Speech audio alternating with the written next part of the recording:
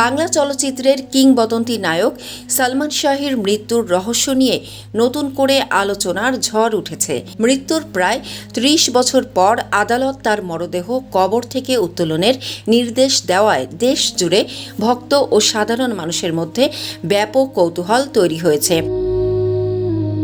১৯৯৬ সালের ৬ সেপ্টেম্বর ঢাকার বাসায় রহস্যজনক অবস্থায় সালমান শাহর মরদেহ উদ্ধার করা হয়।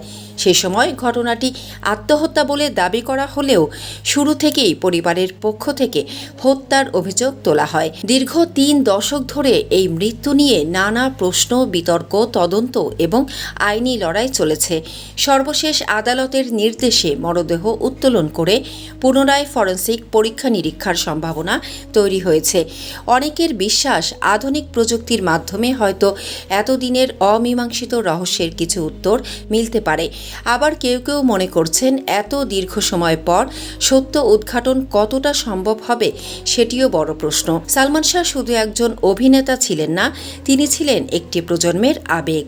তার অকাল মৃত্যু আজও লাখো ভক্তের মনে গভীর বেদনা ও অসংখ্য প্রশ্নের জন্ম দেয়। আদালতের এই নতুন নির্দেশ সেই পুরনো রহস্যকে আবারও জনমতের কেন্দ্রে নিয়ে এসেছে। আপনার কি মনে হয় ৩০ বছর পর মরদেহ উত্তোলন ও নতুন তদন্তে কি সত্যিই বেরিয়ে আসবে সালমান শাহর মৃত্যুর প্রকৃত রহস্য, নাকি এই প্রশ্নের উত্তর চিরকালই অজানা থেকে যাবে?